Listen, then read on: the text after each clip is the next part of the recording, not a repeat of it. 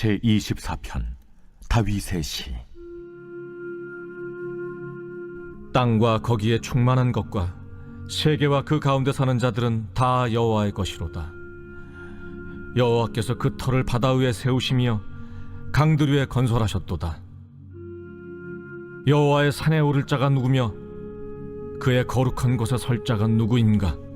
곧 손이 깨끗하며 마음이 청결하며 뜻을 허탄한 데 두지 아니하며 거짓 맹세하지 아니하는 자로다. 그는 여호와께 복을 받고 구원의 하나님께 의를 얻으리니 이는 여호와를 찾는 족속이요 야곱의 하나님의 얼굴을 구하는 자로다. 문들아 너희 머리를 들지어다. 영원한 문들아 들릴지어다. 영광의 왕이 들어가시리로다. 영광의 왕이 누구시냐? 강하고 능한 여호와시요 전쟁에 능한 여호와시로다.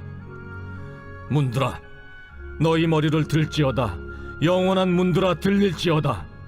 영광의 왕이 들어가시리로다. 영광의 왕이 누구시냐? 만군의 여호와께서 곧 영광의 왕이시로다.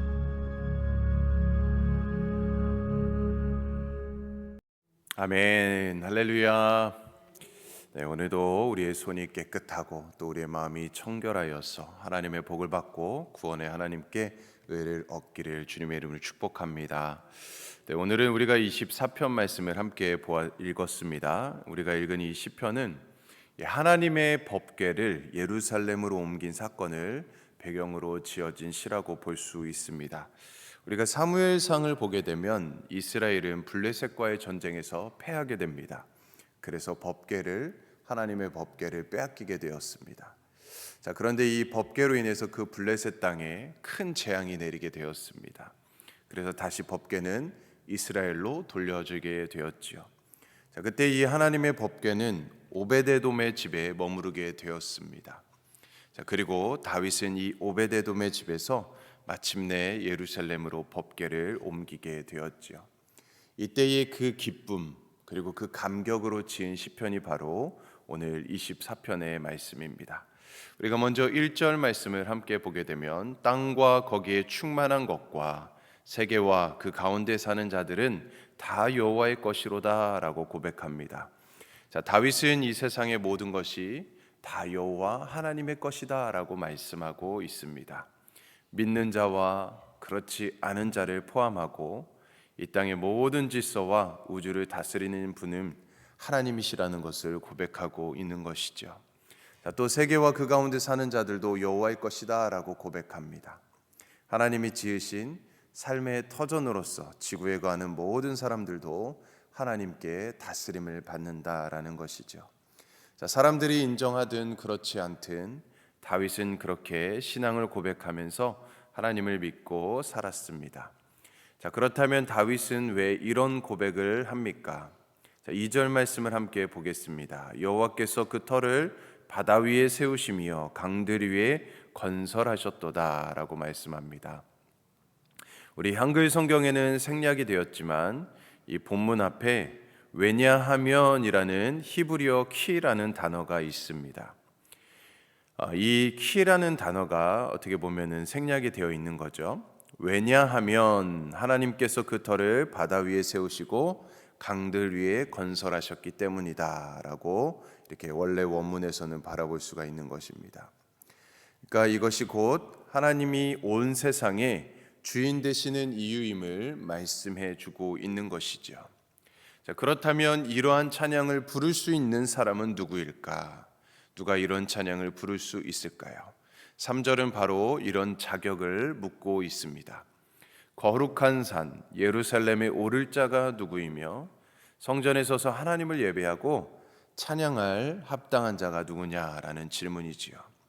자, 그렇다면 누가 하나님 앞에 합당한 예배자일까요? 자, 4절 말씀을 우리 같이 함께 읽어볼까요? 4절 시작.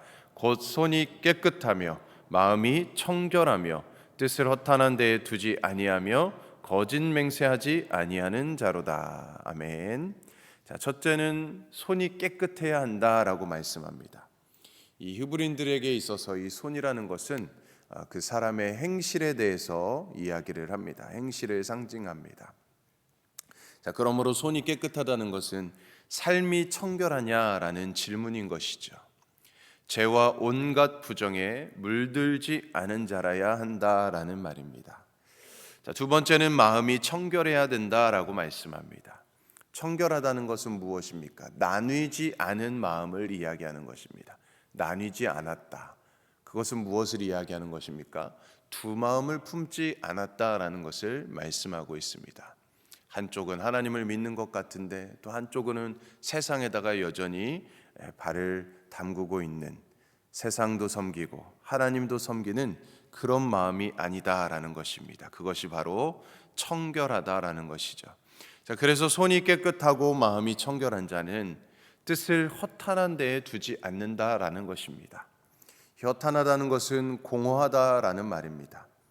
이 말은 어떻게 보면 우상과 관련이 있는 말입니다.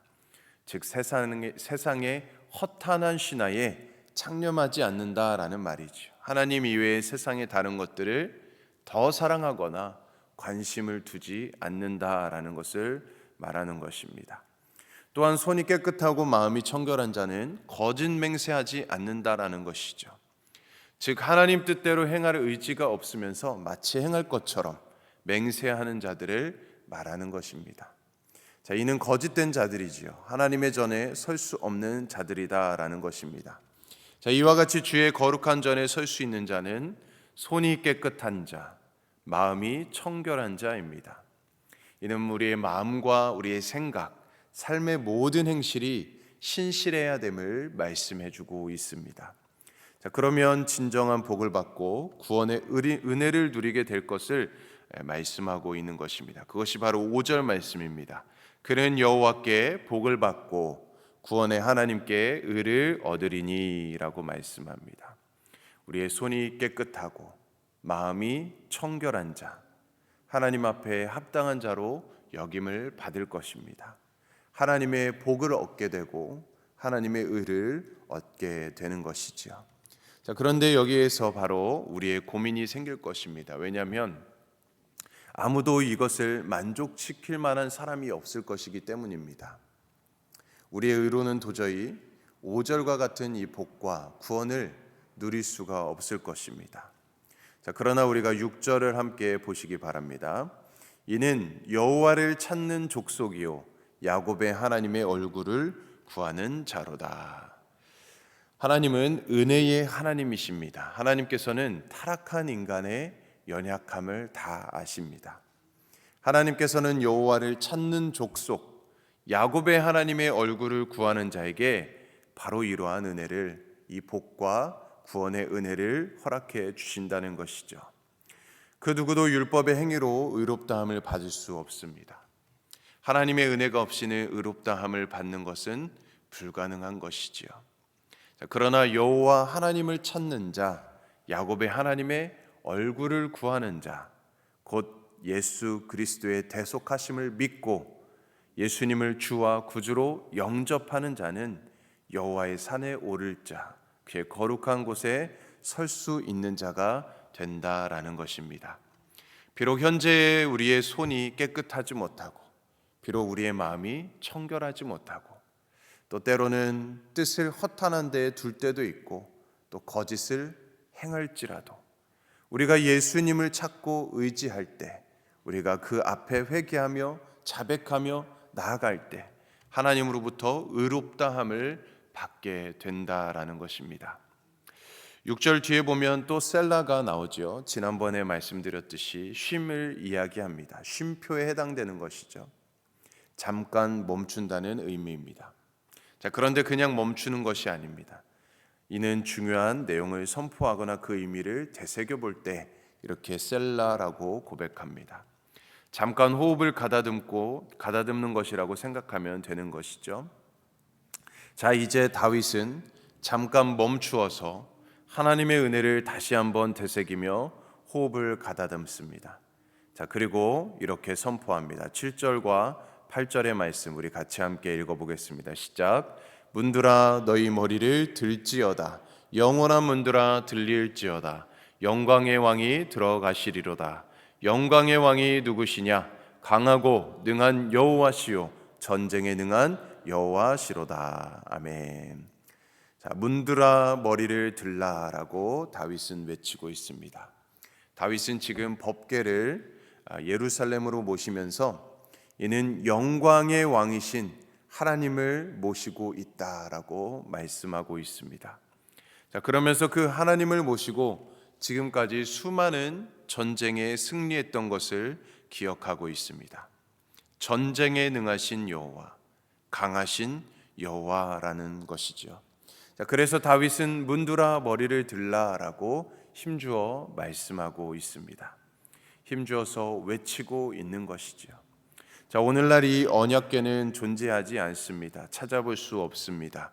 이스라엘 역사 가운데 어느 순간 자취를 감춰버리게 되었지요. 어디 있는지 알 길이 없습니다.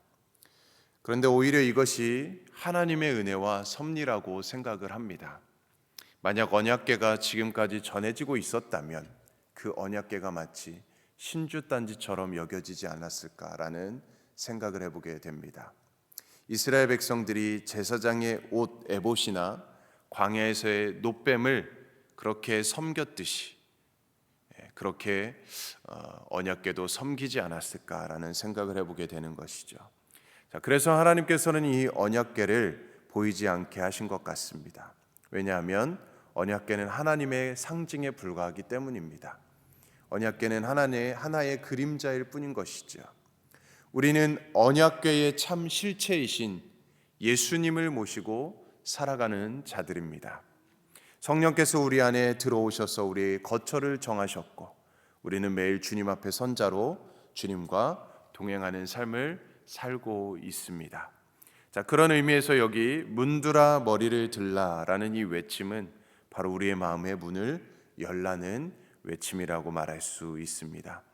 주님이 진정 우리의 마음에 좌정하시고 또 우리의 마음을 다스리는 삶이 되어야 한다라는 의미입니다.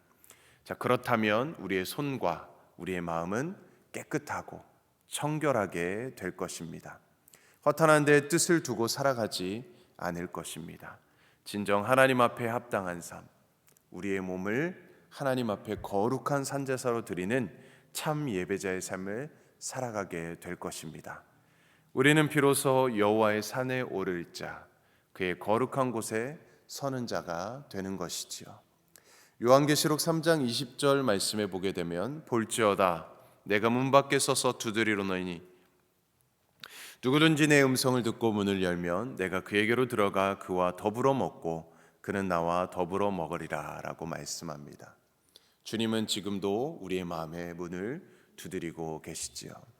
그러므로 속히 마음의 문을 열고 주님을 우리의 인생의 참된 왕으로 모시고 주인으로 모심으로 거룩한 하나님의 백성으로 합당한 삶, 참 예배자의 삶을 살아가는 저와 여러분들의 삶이 되기를 주님의 이름으로 간절히 축원드립니다. 아멘. 우리 함께 기도하겠습니다. 온 우주 만물을 창조하신 하나님 아버지, 오늘 우리에게 주신 시편 24편 말씀을 통해서 우리의 마음 가운데 깨닫게 하시고 교훈해 주심에 감사를 드립니다. 다윗이 하나님의 주되심을 인정하였는데 우리들 삶 가운데서도 하나님만을 우리의 주인 되심으로 인정하게 하여 주시옵소서. 만왕의 왕으로 고백하며 살아가게 하여 주시옵소서. 매사에 우리의 고집이 아니라 하나님의 말씀이 우리의 모든 판단의 기준이 되게 하시고 우리의 삶에서 겉과 속이 모두 깨끗해질 수 있도록 인도하여 주시옵소서. 청결한 마음을 허락하여 주시옵소서. 우리의 모든 욕심을 버리게 하시고 거짓된 마음도 제거시켜 주시옵소서. 오늘 하루의 삶도 하나님의 능력을 힘있게 하시고 겸손히 여호와를 찾는 자 되게 하여 주시옵소서. 만왕의 왕 되시는 주님의 이름을 높이며 하나님 보시기에 합당한 삶을 살아가는 우리 모두가 되게 하여 주시옵소서. 우리가 속한 모든 자리에서 하나님을 예배하고 참된 예배자로 살아가게 하여 주시옵소서. 오늘도 그 은혜가 우리에게 풍성하게 내려지기를 소망하오며 감사드리며 예수 그리스도의 이름으로 기도드립니다. 아멘. 오늘 우리 미주 성결 교단을 위해서, 미주 성결 신학교를 위해서, 뉴멕시코 이덕재 선교사님을 위해서 함께 기도해 주시길 원하고요. 내일은 거룩한 주일입니다. 11월 둘째 주일 예배를 위해서, 말씀을 증거하시는 설교자를 위해, 또 순서를 맡은 자들을 위해서, 우리 또 모든 성도님들 예배로 승리할 수 있도록 인도해 달라고 기도해 주시기 원합니다. 또 우리 교회와 우리 가정, 또 우리 일터를 위해, 또 우리 개인의 기도 제목을 가지고 시간 주님의 이름 세고 외치며 간절히 기도하겠습니다. 주여